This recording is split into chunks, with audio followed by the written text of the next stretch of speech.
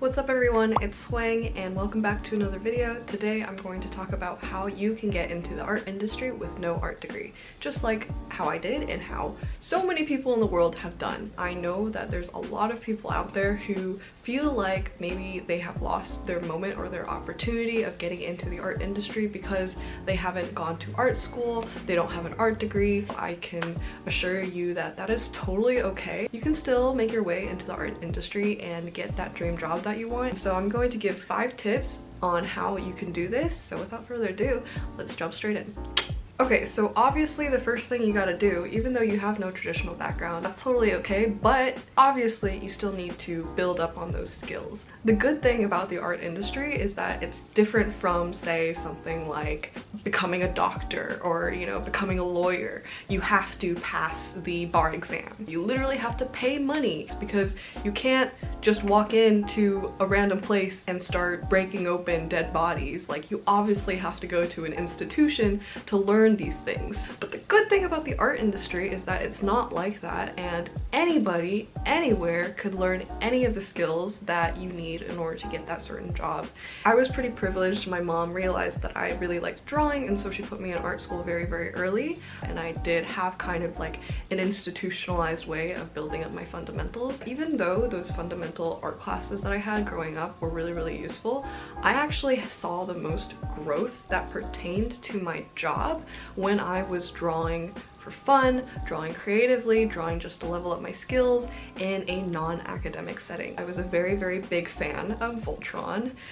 The Voltron girl is back, talking about Voltron, but literally this fandom changed my life because I had a lot of fundamental training in, say, painting, sketching, you know, all those kinds of things that would never really give me a job in the entertainment industry. It was not very applicable. I really wanted to draw these characters, and I literally, out of my own volition, started to practice studying figure drawing. I started to do drawing challenges. I started to fill up sketchbooks. I started to buy different art books that could show me how to properly draw anatomy, properly draw form, and I studied those on my free time beyond classes, sometimes during classes, and I saw a really significant improvement in my art during those years, and those skill sets did me a very big favor because obviously now, as you can see, my job at WEBTOON, I'm working with artists that have similar art styles, and so I can really understand how to give proper notes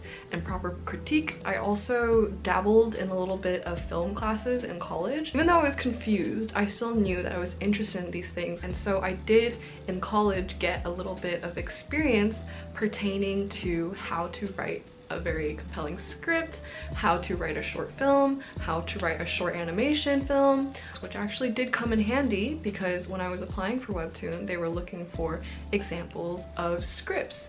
And so I submitted in one of the scripts that I wrote for my script writing class, and it passed through. If you are at home, there's so many different like screenwriting like courses that you could take online.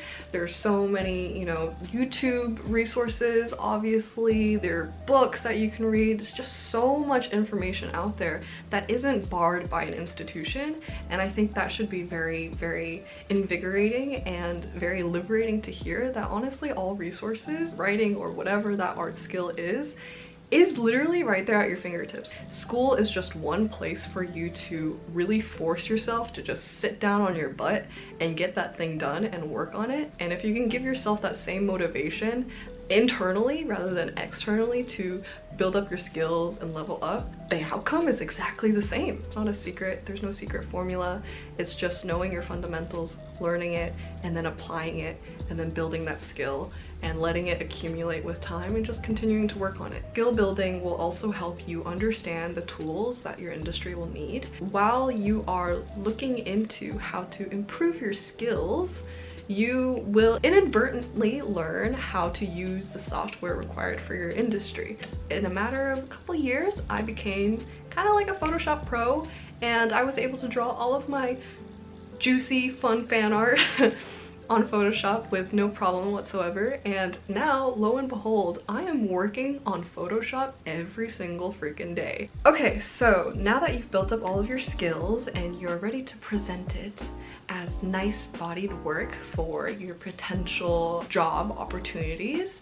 Now this is when the second part comes in, a very, very important part, which is your portfolio. You should definitely build up your portfolio, and this is a very, very nice way to showcase all of the amazing skills that you've learned by yourself over, you know, the past coming years. For me, what a portfolio is a completed piece of work. As complete as possible would be great, because you're showing them that you've applied your skills into something that is actually a product. So if you really, really like screenplay, like write like a bunch of screenplay and maybe get a bunch of friends and like actually like produce like a short animation film together. You know, make something that you think would be impressive or that you're proud of and that you'd be proud to share for people who are looking to recruit you. It can even be something like building a very, very noticeable online presence. And so for me, it helped when I was drawing fan art, because I started posting all of my art on Instagram and I started accumulating a bit of a following. I was able to put down my Instagram handle and people would look at it and be like, wow, she's like an artist. It is a very polished place with all of my things. And honestly, just like fake it till you make it, if that makes sense. Pretend like you literally know everything that that person who did go to art school knows. Like, you know, make that bomb-ass website, look into how you can make that bomb-ass website, look into how you can make that bomb-ass short film, look into how you can build that online presence. Establish yourself before you establish yourself in the art industry. Have confidence in the own work and the skill that you've built, and start making a name for yourself first. I think it really goes to show that you have to have confidence in yourself in order for others to have confidence in you. My third tip is to understand the industry you want to go into. I didn't know at all what I wanted to do with my art in general, that I actually dabbled in so many different things. I did traditional art, also dabbled in games. So I learned a lot about how to use Maya and Blender and how to do cell shading and all those kinds of things. And then I thought for a while that maybe I would be like an animator. And so I learned how to animate on Maya. I learned how to animate on After Effects. I went to an internship that taught me how to animate in After Effects. There was a lot of exploration and things happening, but along the way, I learned so much about each industry and what they required and what the biggest opportunities were, what everyone was trying to apply for, what everyone was looking for, what all the recruiters were expecting, through just talking to people already in the industry, my peers who are also already very, very invested in making it through in that art industry field. I was able to get a really good idea of what I wanted and what that industry looked like, and whether or not those two things were aligned. My fourth tip is community. Building a community of people that have the same interests that you have and that have the same art goals that you have, so that not only you can be like, hey, wow, there are people out there just like me who want to do exactly what I want to do, but also I'm having a lot of fun with these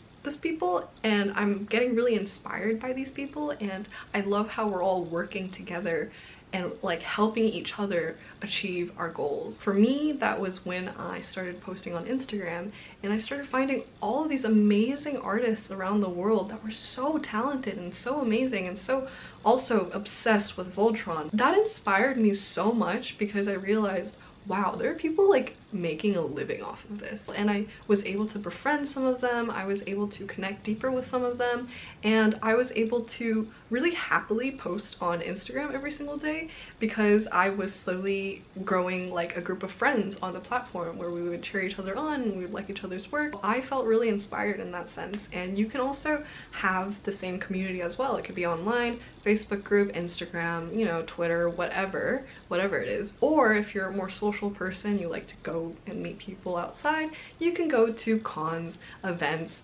pop-ups, all those kinds of things. Meet people who are passionate about the same thing, because these are your friends and these might also be your coworkers going forward. Do you know the amount of times I've commissioned my friends in order to help me out with my webtoons? I just think it's so amazing that like I'm still using my art platform in a way that like helps my job. And my last and final tip, which is kind of like, I don't know, it was just a very short tip. Follow your passion. You can get to wherever you want to be as long as you follow your passion and somebody is going to end up seeing it and appreciating it and hiring you for whatever you're passionate about. Like people who do have art degrees, somebody is telling you to show up to studio sessions. Somebody is telling you to make an animation. Somebody is telling you to practice figure drawing. And sometimes when you don't want to do something and you force yourself to do it, you start questioning whether or not you really want to do it. I guess the pro to exploring these things on your own is that you can proudly say that this was all driven by your passion and your passion alone, and if anything it should kind of motivate your art journey even more, because you can look back and say, I did all of this because I wanted to, and I made all of this progress because I wanted to, and I got here because I wanted to, and I made it to the other end with nobody else helping me, solely because I was passionate about it. I craved a community to talk about the things I was passionate about, so I sought after it, and I craved to have the skills in order to more passionately, you know, talk about the things I liked, which I did, and it ultimately got me a job that was very fitting for me. I draw and I write. I look at art every single day. I look at stories every single day, and honestly, I couldn't be happier. Like I said, if you're enjoying the process and enjoying the process of accumulating all the skills and knowledge about this industry, then that definitely means that that industry is meant for you. My experience is not the only story out there. There's so many stories. Like, I'd say like 50% of the people in the art industry have all graduated with some other different kind of major because they're like, art doesn't pay the bills, and then transition to art later in their lives and have been flourishing. I don't know if you know Kat Tsai. She now works, I think, at Cartoon Network. I can't remember, but she was posting on Instagram consistently and honing in her work consistently for years and years, as she had, I think it was like a computer science job or something like that, but she was deeply unhappy with it and really liked art and desperately wanted to work in Los Angeles in animation, even though she lived like on the other side of the country. But she spent so much time and energy honing in on her skills that she ended up creating this amazing portfolio, which you can see on her Instagram. And because of her talents and because of her passions, she eventually did get picked up by Cartoon Network, and she eventually did fly to LA. Laura Price, she also talks about her art experience. After graduation, she ultimately decided to go to France to teach English, but at the same time, she was still so passionate about art and drawing and realized that's what she wanted to do. So during the day, she would do her job, and then at night, she would furiously work on building up her skills. And she looked into all of the opportunities that were still available for her, because obviously she wasn't a student anymore. She couldn't intern. She did eventually end up, I think she's working at like Pixar or Disney, or I can't remember. Don't hate me. Everybody starts somewhere, and if you have the passion and the time and the dedication and the consistency, you could definitely get yourself into the art industry and have the skills that you need in order to get yourself into the art industry. And I believe anyone can do it. I mean, everybody says that college is the most important 4 years of life. It's not true at all, and there's so many people out there to prove it. There's so many ways to live your life, and there's so many paths to get to where you want to be. I don't want to let people feel discouraged because they didn't have that art degree or they didn't have that institutionalized experience.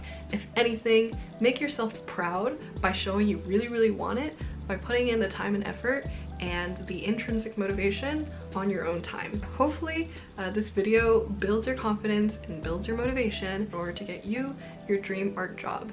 Thank you so much for watching, and I will see you guys in the next video, where hopefully I don't shoot it at 5:30 p.m. when the sun is setting. Anyways, yeah, I hope this video helped you, and I will see you guys in the next video. Bye!